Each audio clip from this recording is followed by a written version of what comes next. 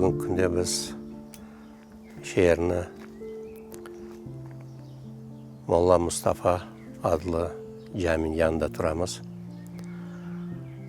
Aslında Molla Mustafa camisi bu 44 seneden son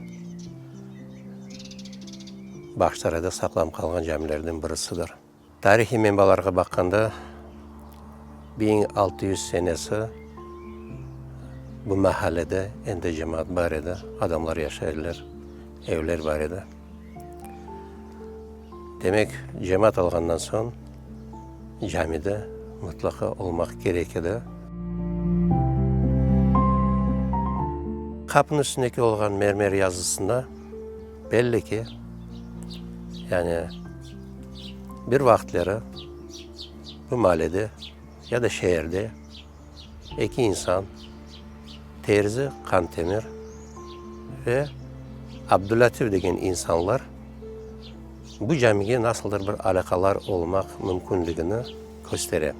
Kantemir ve Abdülatif öz vaktinde ya cemaatin içinde namlı bir insanlar olanlar ya da öz tarafından ise para mı, hayri bir iş yapıp da bu eski olan caminin kurmasında yardımcı olanlar. Ve onların adları şu sebepten bu tarihte saklanıp kaldı. Bu insanlara Fatiha yani Kur'an'ın bir ayetleri bağışlangan. Demek şu yazı 1600 senesi miladi takvim boyunca olsa demek o vakitte bu insanlar endi fani dünyadan baki dünyaya köçkenlerden.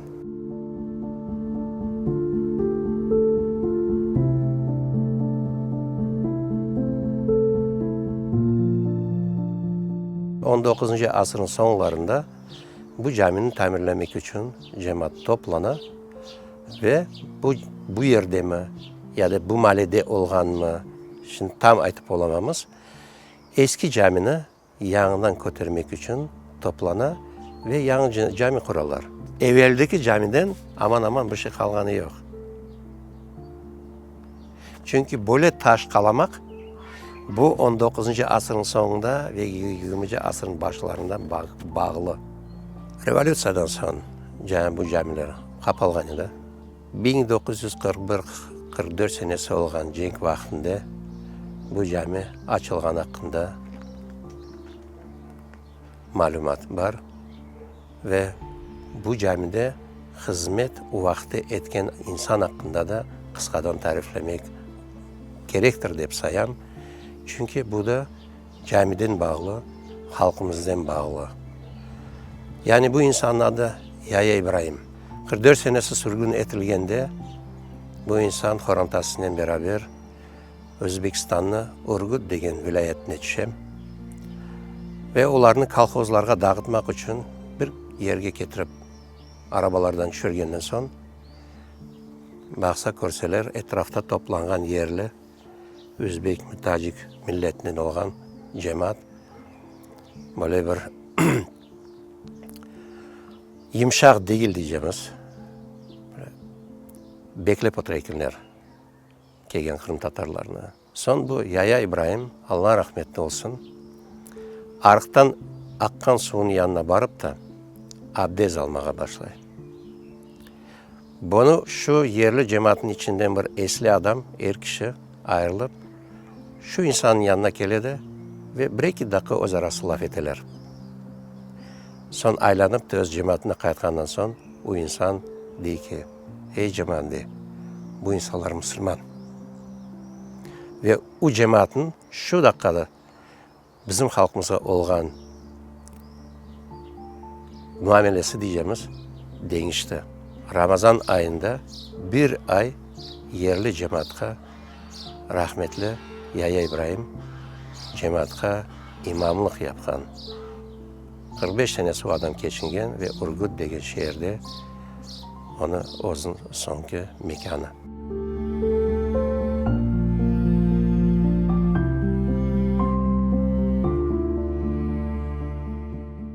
Cenk'ten sonra ise bu cami Baksaray Rayon Arşivi olarak kullanıldı. 70-80 senelere şu kararlarda rayon boyunca bir memuruna aytkanına göre şu arşivini bir yerden çıkarırlar ve bu yerge yerli bir Kazak ressamını yerleştirirler. 2000 senesi cemaatin talabının vaxtdaki hakimiyet bu camini cemaatga qaytarmak için karar kabul etti.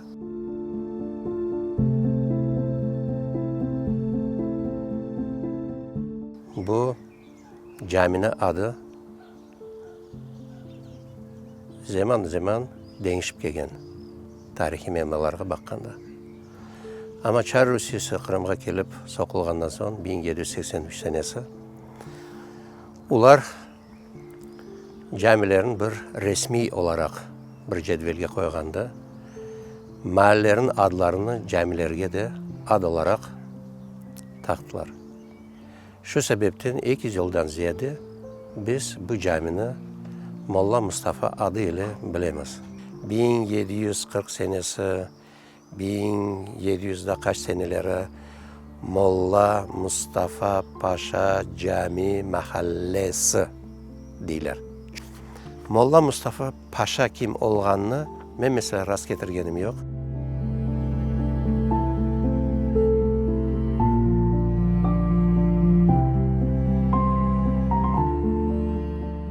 Halkın içinde bu camiye Valı Cami degenler ve hatta Tokal Cami degenler. Valı Cami'nin manası nedir deyip soraganda biz böyle işittik ama tam manasını aytıp olamamız degenlerini mecbur etti beni tekrar bir araştırma yapmağa ve Valığa okşagan Vala ve Ala degen kebek Farsi deyip gösterilgen söz yüksek degen manada. Yüksek derecede mi, yüksek olganı üçün mü, etrafta olan binalar sebebinden mi? Bugün günde rahmetli olan Osman Bilal Baksaraylı 1922 senesinde doğma. Onun tariflegeni göre cenkten evvel bu camini şerfeden yukarı yani alem olan yerlere yok eden. İhtimal Sovet devrinde 30. senelere kapalgandan son belki bu camini yıkmak için hareket etilgendir. Tokal degeni yani kıskartılgan degen manada.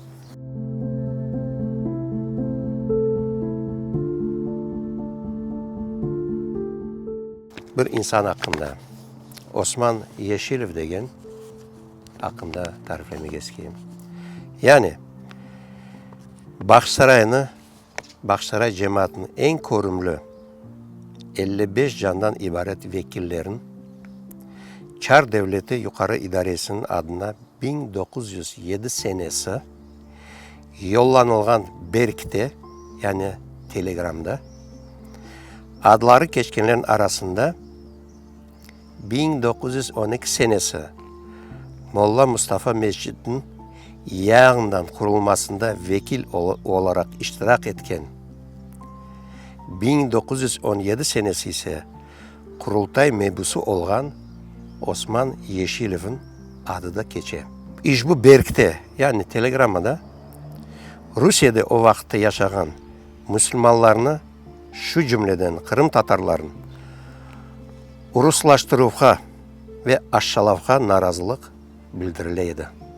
Bugün günde bu insanın torunu Türkiye'de yaşamakta. Malumatlara göre 130 yıl evvelse bu caminin cemaati 70 evden ibaret edi. Bu mahallede bir taraftan garp tarafından bu mahalle Yanı mahalleden komşuydu. Biz o hakkında indi bir tariflegendik. Çuruksu tarafından kendi Yanı mahallege ve Çuruksu'ya barıp çıkaydı bir tarafı.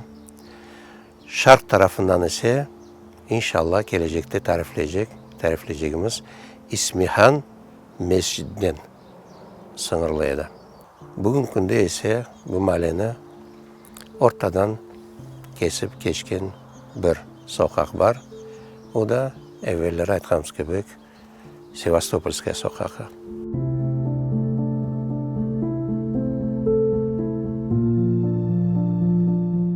mahalle merkez yolga çıkmaganı sebebinden bugün günde bu mahallenin içinde dükkanlar ya da işhaneler olganı ya da olmaganı hakkında men tariflep olamam.